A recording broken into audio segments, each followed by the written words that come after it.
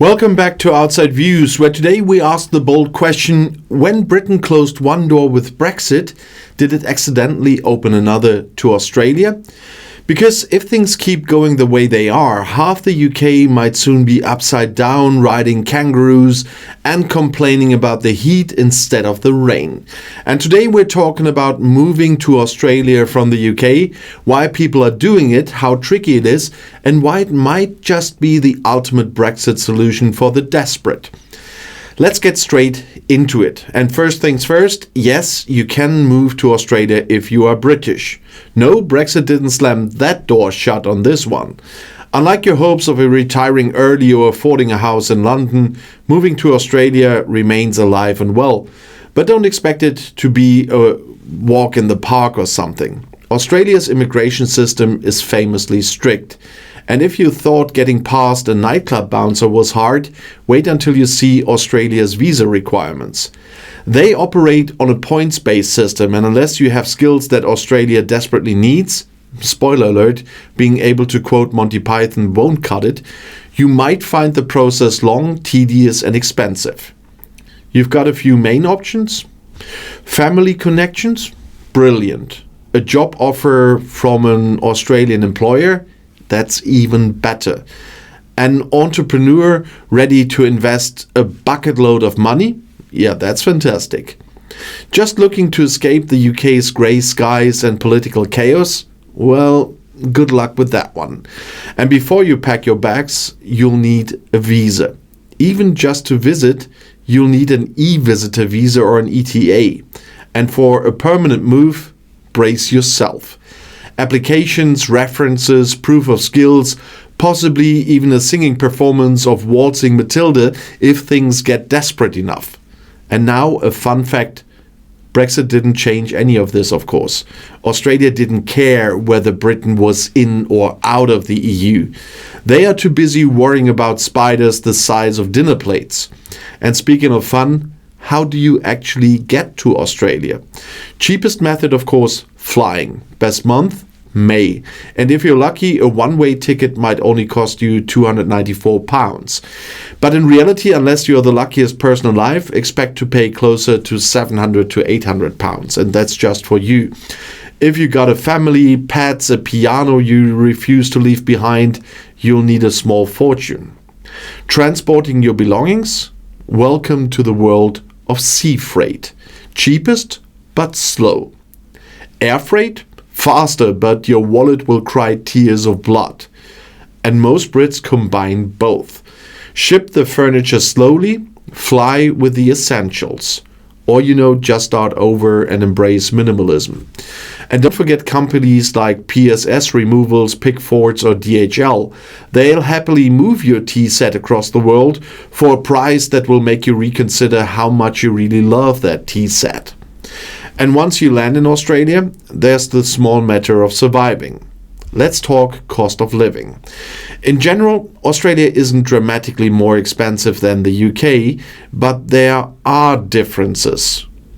Groceries, about 20% more expensive. Utilities, cheaper. Rent, almost identical depending on where you live. Want to live in Sydney's city centre? Well, hope you like spending over £1,000 a month for a one-bedroom flat. And Melbourne? Similar story. If you want something cheaper, you will have to embrace the suburban dream or move somewhere with more kangaroos than people. And opening a bank account is fairly straightforward. Major banks like CommBank allow you to start online before you even leave Britain. But don't expect a red carpet. You still need to show up in person once you arrive, dragging your jet-lagged body and your crumpled visa papers. And one tip, there are some good alternatives online you should check out. Because there will some allow you to move your pounds into dollars with low fees and stuff like that. And otherwise they will really get you in trouble. But let's talk about jobs rather. If you already got an Australian employer sponsoring you, that's brilliant. If not, well, start job hunting now. And there are a lot of sites there that can help you. But remember, Australia is strict about who they let in for work. You need skills, qualifications, and a healthy dose of patience. Thinking about starting your own business? There are visas for that too, but expect mountains of paperwork, financial requirements, and probably the feeling of wanting to crawl back into bed with a cup of tea and pretend this was all a bad dream. And next up, property. Renting is usually straightforward, though competition can be fierce in major cities. And buying property is possible too, but if you are a non-citizen, you'll need approval from the Foreign Investment Review Board. And spoiler alert, they aren't handing out approvals like free Tim Tams. Also, be ready for extra taxes, bigger deposits, and a deep existential questioning about why bricks and mortar cost so much money. And healthcare in Australia, surprisingly good. Thanks to the reciprocal agreement between Britain and Australia, you are covered for essential treatment during your first few visits. But if you're staying long term, you'll pay income tax, which funds Medicare. Private insurance is common too, especially if you don't want to wait 3 months for a dentist appointment. Speaking of things taking a while, let's talk about moving your family. Schools are excellent. Universities are world class.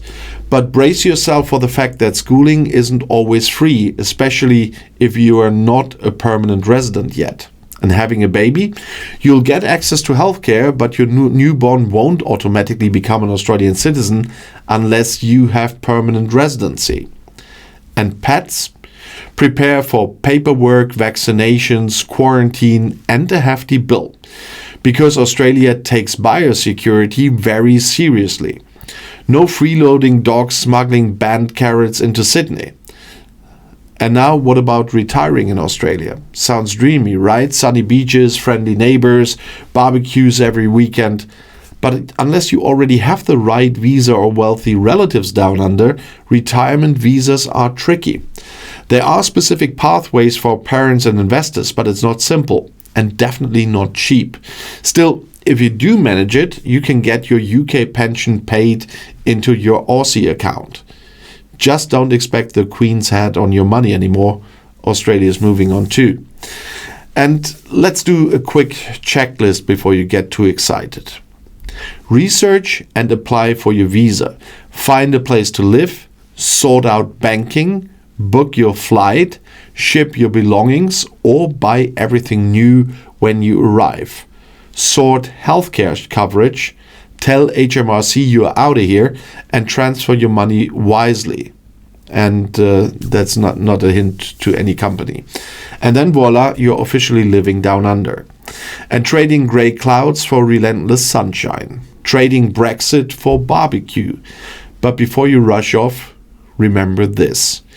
Moving to Australia won't magically solve everything.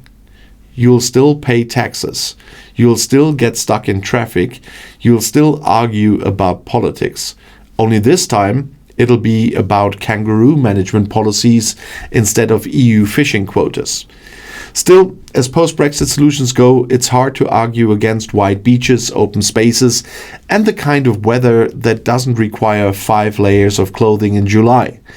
And if you're ready to swap the endless Brexit debates for endless summer barbecues, Australia might just be calling your name.